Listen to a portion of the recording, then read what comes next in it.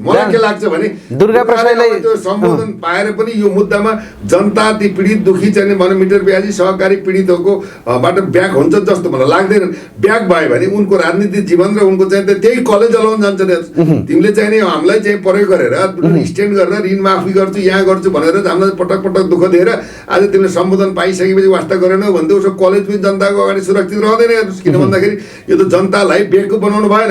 राज्यलाई लडेर हुन्छ कि थुन्नेर हुन्छ कि उनले त्यो व्यवस्थापन गर्नै पर्छ। यो अभियान लिएर मान्छेको जमात खडा गरेर रिजल्ट चाहिँ भोलि आएर 0 भइदियो भने त दुर्गा प्रसाईको त हाइट त अहिले त नेता भाग्ने भयो भन्दा पनि यो कर्मबाट पनि ब्याक भयो भने त उनी त भागेर जानुपर्ने अवस्था भन्छ नि। जति स्ट्यान्ड गरे पनि प्रमाणको सामने तर्कले काम गर्दैन।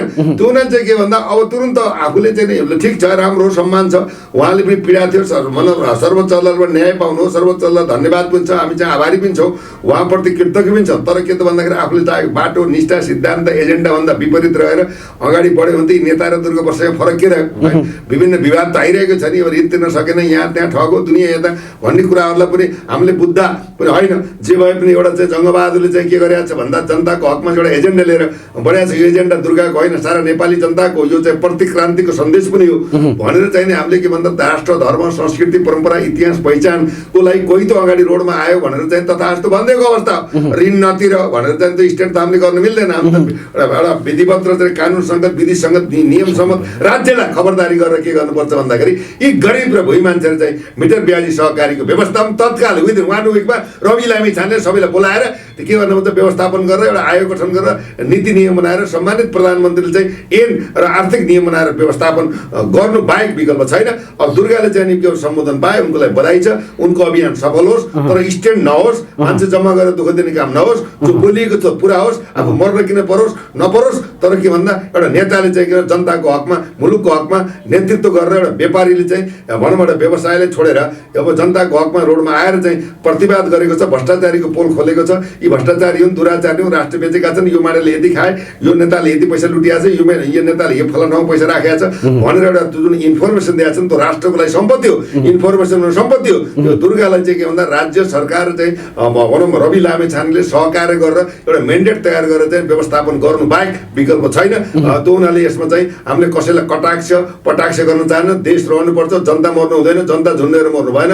देशमा आर्थिक सहजीकरण हुन्छ शिक्षामा विकास हुनुपर्छ युवाहरूले स्वरोजगार पाउनुपर्छ।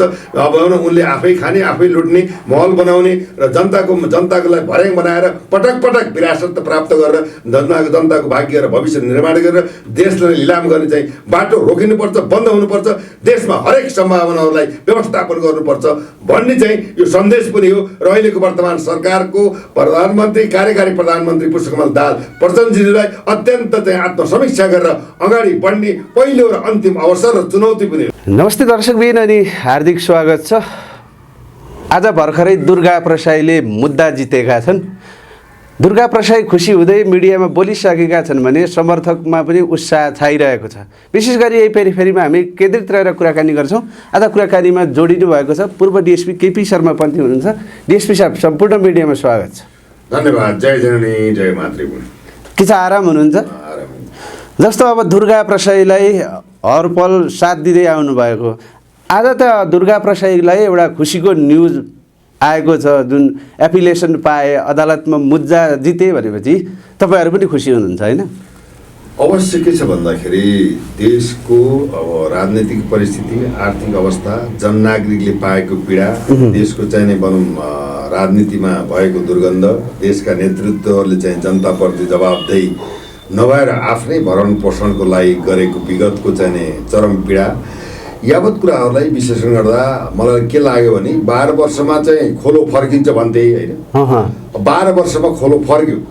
आज 13 वर्षको दौरानमा लडाइँको चाहिँ भनौँ युद्धमा रहेका दुर्गा प्रसाईले चाहिँ अरबौँ खर्च गरेर होइन देशमा मेडिकल चाहिँ डक्टर उत्पादन हुनुपर्छ नर्स उत्पादन हुनुपर्छ भनेर चाहिँ झापामा चाहिँ होइन बिएनसी कलेज होइन ल तिमीले खोल हामीले चाहिँ के भन्दाखेरि चाहिँ स्वीकृति दिन्छौँ भनेर खोल्न लगाएर चाहिँ भनौँ न अरबौँ खर्च गरेर भौतिक पूर्वाधार निर्माण गरेर तपाईँको चाहिँ भनौँ धन्य चाहिँ 97 करोड पर्ने एउटा मिसिनसम्म ल्याएर होइन यस्तो चाहिँ नि अवस्था 13 वर्षसम्म चाहिँ यो गोविन्द केसीको चाहिँ नि लठैतपनका कारणले गर्दा होइन सरकारले चाहिँ देशको वास्तविकता भनौँ अध्ययन अनुसन्धान मेडिकल कलेजलाई चाहिँ बहिर्गमन गरेर जुन पराकाष्ठा दिएको अवस्थामा दुर्गाजीले चाहिँ के भन्दाखेरि 13 वर्षदेखि लड्दै गर्दा आजको दिनमा आएर चाहिँ के भन्दा देशको अभिभावकीय संस्था सर्वोच्च अदालतबाट चाहिँ नि एफिलिएसन भनौँ न सम्बन्धन चाहिँ दिएको अवस्था थियो। संविधान के भन्दाखेरि रितपूर्वक भएको अवस्था रहेको हुँदा अब चाहिँ केलाई भन्दा सम्बन्धन दिएको छ भनेर आदेश आयो। र यसमा के छ भन्दाखेरि तपाईँको चाहिँ यो वास्तवमा यो अदालतसम्म पुग्ने मुद्दा पनि होइन। यसमा चाहिँ के भन्दा यो भन्दा उपकुलपतिको रूपमा प्रधानमन्त्री नै केन्द्रित भएको अवस्था हुन्छ, उसले नियुक्ति गरेका कुराहरू हुन्छन् होइन। अब त्यो भनौँ न स्वास्थ्य मन्त्रालय पनि प्रभावित भएको हुन्छ। तथापि चाहिँ के भन्दा नियतवश चाहिँ दुर्गाको व्यावसायिक चाहिँ परिस्थिति र चाहिँ मेडिकल कलेजलाई होइन सम्बोधन नदिएर पहिला चाहिँ भौतिक पूर्वाधार इक्विपमेन्ट्सहरू चाहिँ ल्याउन लगाएर अरबौँको चाहिँ घाटा दिलाएर अहिलेसम्म चाहिँ एउटा खञ्जड बनाएको चाहिँ यो भनौँ विद्यालय बिएमसीलाई अहिले जुन सर्वोच्च अदालतले जुन एउटा चाहिँ एउटा फैसला गरिदियो यसको लागि के भन्दा सर्वप्रथम सर्वोच्च अदालतलाई म हार्दिक धन्यवाद।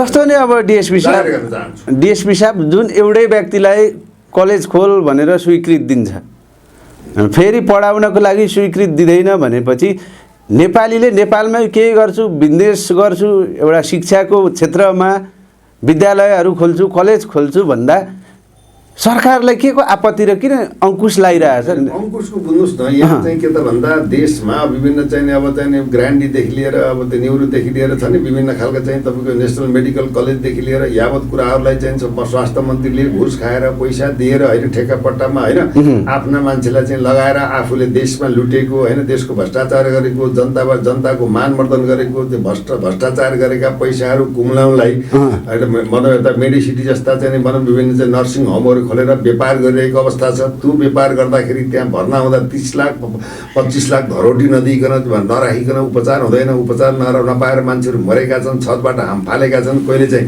पीडापोत गरेका छन्, कोही क्यान्सर पीडित छन्, कोही चाहिँ के भन्दा मुटु पीडित छन्, कोही चाहिँ भनौँ किडनी फेल छन्, कोही चाहिँ अचेत अवस्थामा छन्, देशका नागरिकहरू रोइरहेका छन्।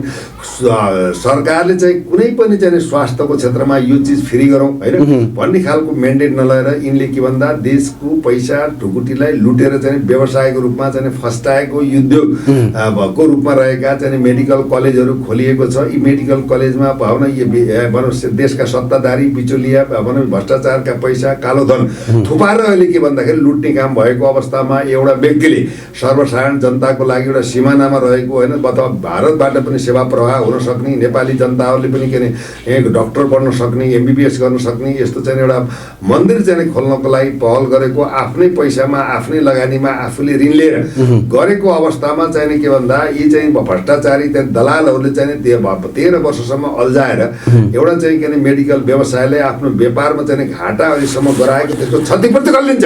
यहाँ प्रश्न यहाँ पनि छ। सर्वोच्च अदालतबाट फैसला भए तापनि के त भन्दाखेरि अब क्षतिपूर्ति कसले दिन्छ भन्ने कुराहरू चाहिँ के भन्दाखेरि देखिएको अवस्था होइन। त्यसले गर्दाखेरि मैले के भन्न खोजेँ भन्दा अब यदि चाहिँ भनौँ सम्बन्धन दिनुपर्ने थियो दिनले नदिएर यो त प्रधानमन्त्रीले दियो भने कुराहरू थियो। कुलपतिको हैसियत राख्ने त प्रधानमन्त्री हो भने उहाँहरूले नदिएर अहिले चाहिँ के भन्दा देशको अभिभावकीय संस्था देशको नागरिकको मौलिक हक र बन्दी प्रत्यक्षीकरण हकलाई चाहिँ बरकरार राख्ने संस्थाबाट चाहिँ नि न्याय भएको अवस्थामा देशमा न्याय मरेको छैन भन्ने कुरा एउटा उदाहरण रूपमा चाहिँ सर्वोच्च अदालतबाट आएको हुनाले सर्वोच्च अदालतप्रति र न्याय दिने न्यायमूर्तिप्रति हामी कृतज्ञता जाहेर गर्दछौँ भने यसरी चाहिँ के भन्दा आफ्नो व्यवसायलाई लत्याएर होइन एउटा चाहिँ व्यापार बिजनेसमा अगाडि बढेका होइन हजारौँ मान्छेलाई चाहिँ उपचार के अरे रोजगार दिएका होइन विभिन्न चाहिँ कालखण्डमा चाहिँ विदेशमा रहेका अलप परेका मान्छेहरूको गुहार बनेका एउटा चाहिँ 2 दिनदेखि एउटा भगवान बनेर अगाडि बढेका र एउटा राष्ट्रिय एजेन्डाको रूपमा जनताको हकमा मुलुकको हकमा वित्तीय लघु वित्तीय पीडित मिटर ब्याज पीडित होइन सहकारी पीडित ब्याङ्क पीडितले चाहिँ यतिसम्म चाहिँ यिनी चाहिँ विगतका भ्रष्टाचारी नेतृत्व पार्टीका उच्च नेतृत्वहरू बिचौलिया कर्मचारी कमिसनखोरहरू यी ठगतन्त्रहरू मिलेर चाहिँ सहकारीमा पैसा लगानी गरेर यिनै चाहिँ ठगहरूले चाहिँ भगाएका कतिपय भनौँ अरबौँ खरबौँको चाहिँ भ्रष्टाचार गरेर ठगेर ती मान्छेहरूलाई भगाइएर जनतालाई चाहिँ के भन्दा रोडमा ल्याएर मर्न बाध्य तुल्याएको अवस्थामा देशको आर्थिक सम्पदा आर्थिक व्यवस्थापन हुन्छ, गरिबले न्याय पाउनुपर्छ, मिटर ब्याजी भनौँ लघु वित्तीय पीडितहरूले चाहिँ सहजीकरण गर्नुपर्छ, ऋण नतिर्ने होइन, ऋण तिर्नुपर्छ, ब्याज चाहिँ तपाईँको 6-7% लिएर चाहिँ तपाईँको 18, 19, 20 मिटर ब्याज 32, 34 गराएर आज 10 लाख रुपियाँ ल्याएको छ भने करोड पुऱ्याएको छ, 1 करोड ल्याएको 1 लाख लिएको छ भने 10 लाख पुऱ्याएको छ, एउटा चाहिँ भैँसी किनेको छ भने 10वटा भैँसी पैसा तिर्ने बाध्य बनाएको छ। ती चाहिँ निमुखा जनताहरूलाई एउटा चाहिँ एउटा महिला समूह खडा गरेर होइन त्यसलाई चाहिँ ल्याप्चे लगाएर चाहिँ के भन्दाखेरि ठगिएर चाहिँ त्यो जनताका रगत र पसिनाले कमाएका पैसा यहाँका बिचुलिया ठेकदार, देशका उच्च नेतृत्वहरू, व्यापारीहरू, अपराधीहरू, कमिसनखोरहरू, ठगहरूले सहकारी खोलेर वित्तीय समूह खडा गरेर लुट्नको लागि जनतालाई चाहिँ गरिब बनाउनको लागि जुन एउटा प्रयत्न भयो त्यो प्रयत्नलाई के भन्दा राज्यले सहजीकरण गर्नुपर्छ, ऋण बिना गर्ने होइन, ब्याज बिना गर्न सकिन्छ। तथापि चाहिँ 20 लाखभन्दा तलका चाहिँ मानिसहरूलाई भनौँ देशमा चाहिँ खरबौँ चाहिँ के भन्दा राजस्व उठाउन बाँकी नै छ, कर तिरेका छैनन्, यत्र तत्र सर्वत्र भ्रष्टाचार छ भने मिनिमाइज गर्न राज्यले गर्नुपर्छ भनेर एउटा सम्बोधन र चाहिँ उजागर गरेको र एजेन्डालाई दुर्गाको एजेन्डा नभएर सम्पूर्ण नेपाली जनता र चाहिँ के भन्दा भोइ मान्छेहरू, गरिब दुखीहरूको लागि बाँच्नुपर्छ, अकालमा मर्नु हुँदैन होइन। मिटर ब्याज पीडी, लघु वित्तीय पीडितले जुन एउटा ती पीडकहरूमाथि यौन हिंसाका चाहिँ प्रश्नदेखि लिएर घरमा चाहिँ ताजा लगाउनदेखि लिएर मोड्न बाध्य परिरहेको अवस्थालाई देशका जनता मर्न हुन्न, राज्य जवाबदेही भएर अगाडि बढ्नुपर्छ भनेर एजेन्डाको आधारमा अगाडि बढेको परिस्थिति हो भने दुर्गाले चाहिँ ऋण तिर्नु पर्दैन भनेर चाहिँ लिएको एजेन्डा होइन। जस्तो दुर्गा प्रसाईलाई चाहिँ विरोधीहरूले के भ्रम थरिरहेछन् भने उसले राज्यबाट 5-6 अर्ब ऋण लिएको छ ब्याङ्कबाट, जुन हिसाबले आन्दोलन गरिरहेछ, पैसा नतिर भनिरहेछ, आफ्नै ऋण मिना गराउनको लागि आन्दोलन गरिरहेछ भन्दै गर्दा ती विरोधीहरूले किन बुझ्दैनन्? दुर्गा प्रसाईले त 20 लाखभन्दा तलको ऋण गरिबको ऋण मिना गरिदेऊ भनिरहेछ। अघि भर्खरै दुर्गा प्रसाई भन्दैछन् म ऋण अब मजाले तिर्छु भनिरहेछन् ब्याङ्कको। होइन, यसमा के छ भन्दा हामीले सत्य बोल्नुपर्छ। एउटा चाहिँ के भन्दा व्यापारीले चाहिँ भनौँ ब्याङ्कका कुराहरू, वित्तीय संस्थाका कुराहरू होइन, आफूले लिएको ब्याजका कुराहरू, ब्याज तिरेको कुराहरू, आफूसँग के भन्दा अब 5-7 अरब चाहिँ भनौँ ऋण लिएको अवस्था भए तापनि अब समयमा ब्याज बुझाएका कुराहरू र उसँग चाहिँ के भन्दा त्यो भनौँ त 40-50 अरबको प्रपर्टी भएकाहरू धितो राखेर न ब्याङ्कले दिएको हो। बुझ्नुहोस् न, अब धितो राखेर दिएको खालि चाहिँ पुरस्कारको रूपमा चाहिँ सेतो कागजमा ल्याप्चे लगाएर दिएको हुँदैन। दुर्गा प्रसाईलाई लोनको ब्याज तिरेको अवस्था छ, जेथा राखेको अवस्था छ, तिर्न नसके भने जेथा लिलाउने अवस्था पनि हुन जान्छ भने यसमा स्ट्यान्ड मचाउनु पर्ने आवश्यकता पनि छैन। एउटा के भन्दा उनले चाहिँ देशका नेतृत्वहरू, पूर्व प्रधानमन्त्रीहरू, प्रधानमन्त्रीले देशको लागि ठगेका यिनले कुन कुन व्यापारीसँग मिलेर चाहिँ उनीहरू माडवारी चाहिँ भनौँ त्यो भनौँ के गोल्यान के भनौँ विभिन्न चाहिँ भनौँ माडवारी समुदायलाई पैसा दिएर होइन, पैसा प्रवाह गरेर एउटा चाहिँ सहकारी पनि उसैको, ब्याङ्क पनि उसैको, अब तपाईँको चाहिँ के भन्छ बिमा पनि उसैको होइन, फ्याक्ट्री पनि उसैको, सारा राज्यको सम्पत्ति चाहिँ देशको जनताको पैसा एउटा व्यापारीकोलाई दिएर देशका नेताहरू मिलेर देशको राष्ट्रिय अर्थतन्त्रलाई सघाप पारेर 40 खर्ब बराबरको चाहिँ हाम्रो देशको लगानी राष्ट्रिय ढुकुटी विदेशमा गएको अवस्था छ। भनौँ घुमौरो बाटो हुन्डी गरेर देशको राजस्व खत्तम गरेको अवस्था छ। तपाईँको चाहिँ स्विजरल्यान्ड ब्याङ्कमा सपोर्ट पेस अपराधीहरूले पैसा राखेको अवस्था, देश एउटा गरिब भयो, देशको एकदम हरिकङ्गाल भयो, देशको जनता चाहिँ के भन्दा ऋण तिर्न नसकेर मर्न बाध्य भयो। त्यसैले बिजुलीमा चाहिँ अब करै तपाईँको चाहिँ धन्य 90 अरबको पैसा तिर्नु छ। ठुल्ठुला व्यापारी विनोद चौधरी जस्ता ठुल्ठुला चाहिँ घरयानका व्यापारीहरूले चाहिँ 30-32 अरबदेखि लिएर चाहिँ भनौँ टोटल हिसाब गर्ने हो भने खरबौँको छ राजस्व, चाहिँ 5 खरबको राजस्व उठाउनु बाँकी छ होइन। यत्र त बेरुजु त्यत्तिकै छ भने 3-4 खरब त यिनले के गरेका छन् भन्दा आफ्नै मौज मस्तीमा लुटेका छन्। अब वर्षमा आउने 10-11 खरब चाहिँ रेमिटेन्स पनि यिनले चाहिँ राष्ट्र निर्माणमा प्रयोग गर्न सकेनन् भने 20 लाखसम्मको चाहिँ ब्याजलाई चाहिँ यी चाहिँ उठाएर तिर्न सक्ने अवस्था बन्छ भने राज्यले हेर्नु पर्दछ भन्ने एउटा चाहिँ खबरदारी हो।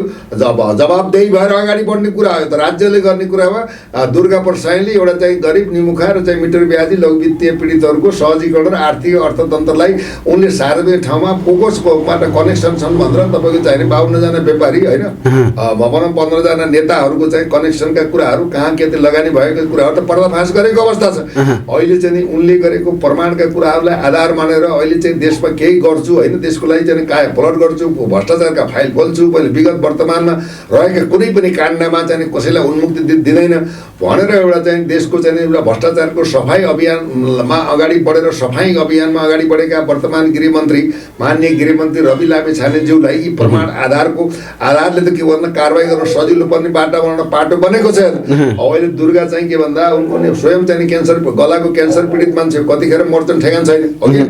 भने चाहिँ के भन्दा अहिले चाहिँ यहाँको शल्यक्रिया नहुनु भएको हुनाले त्यही त दुर्भाग्य।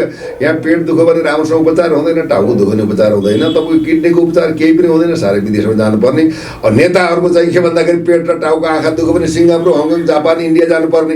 भनेपछि कमसेकम स्वास्थ्यमा पूर्वाधार चाहिँ अन्तर्राष्ट्रिय मापदण्ड अनुसारका चाहिँ हस्पिटल कलेजहरू खोलेर समृद्ध र विकास दिन पनि नसक्ने, कसैले चाहिँ ऋण खोजेर चाहिँ मैले कलेज खोलेर चाहिँ यहाँ चाहिँ डाक्टर उत्पादन गर्छु, एमबिबिएस विभिन्न चाहिँ टेक्नोलोजिकल कुराहरू चाहिँ उ गर्छु, मेडिकल साइन्सलाई म अगाडि बढाउँछु भनेर जमर्को गर्नेलाई त धन्यवाद सहित चाहिँ एउटा चाहिँ समर्थन सहयोग गर्नुपर्नेमा उठ्दै चाहिँ तपाईँको यस्तो खालको चाहिँ भौतिक निर्माण गर भनेर भन्ने पछि होइन सम्बन्धन नदिएर त्यो 13 वर्षसम्म चाहिँ झुलाउनु भनेको त्यो त अपराध हो, दुर्गामाथि भएको चाहिँ घातक अपराध हो। यो अपराध र चाहिँ अहिलेसम्म गरेको जो मानहानि र लगानी भएको त राज्यले तिर्नुपर्छ।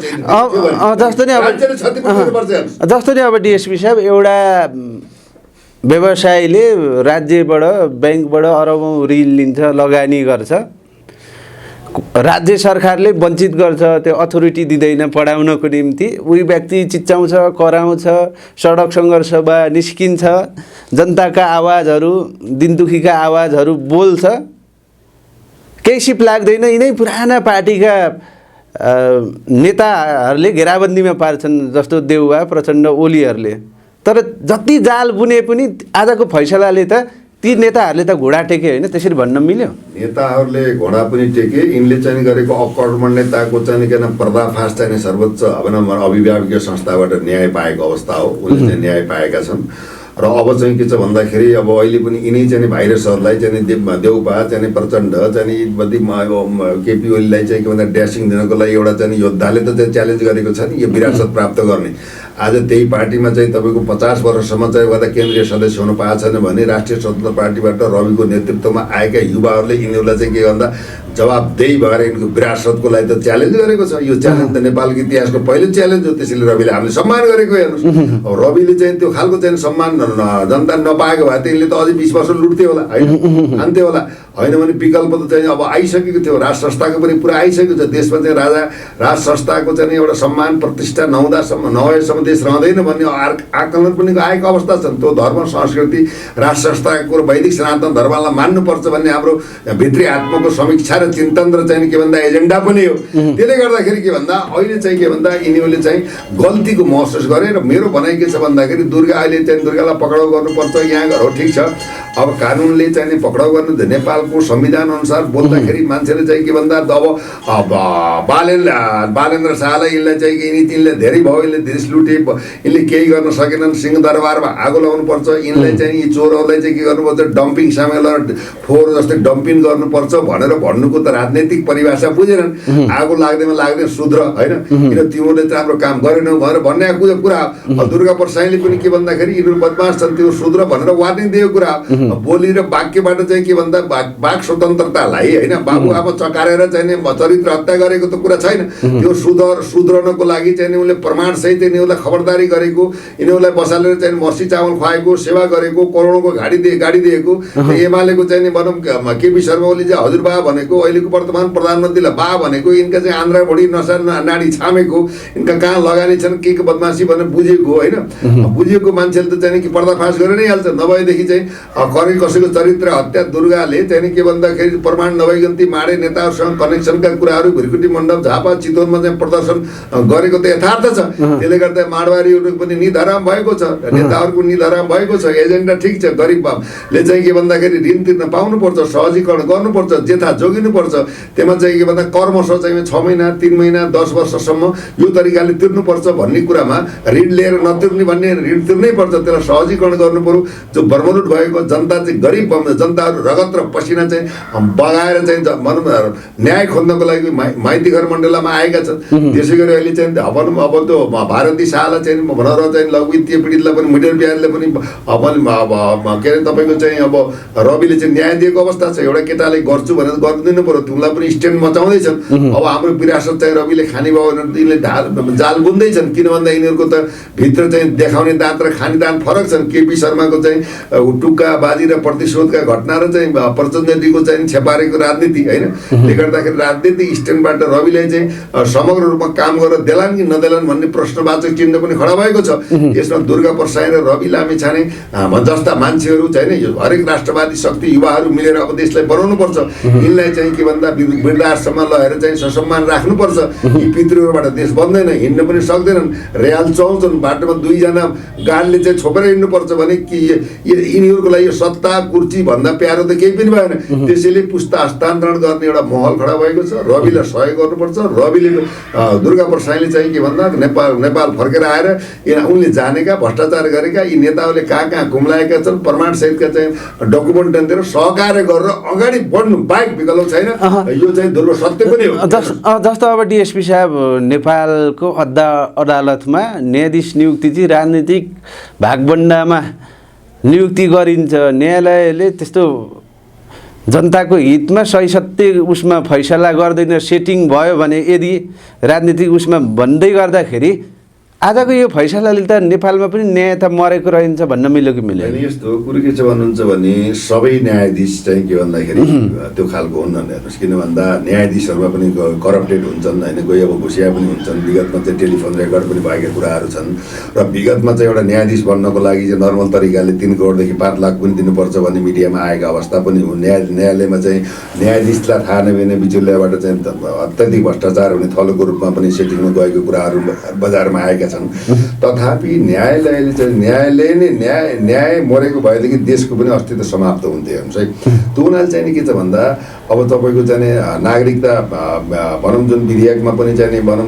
न्यायालयले चाहिँ रोकेकै हो, पटक पटक रोकेको अवस्था छ। हेर्नुहोस्, बुझ्नु पर्दैन गलत कुराहरूलाई त। अब चाहिँ यसै गरी तपाईँको चाहिँ के भन्दाखेरि विभिन्न सन्धि सम्झौतालाई पनि खबरदारी गरेको अवस्था पनि छ। र अब राष्ट्रपतिले चाहिँ भनौँ राष्ट्रपति चाहिँ देशको प्रमुख व्यक्तिले चाहिँ एउटा जघन्य अपराधमा संलग्न रिगल ढकाललाई तपाईँको लगायतका चाहिँ 2-4जनालाई चाहिँ आम माफी दिएको अवस्था पनि पुनः चाहिँ सर्वोच्च अदालतबाट पक्राउ गरेर चाहिँ जेलमा राखेको अवस्था छ। त्यसैले देशमा न्याय मरेको छैन।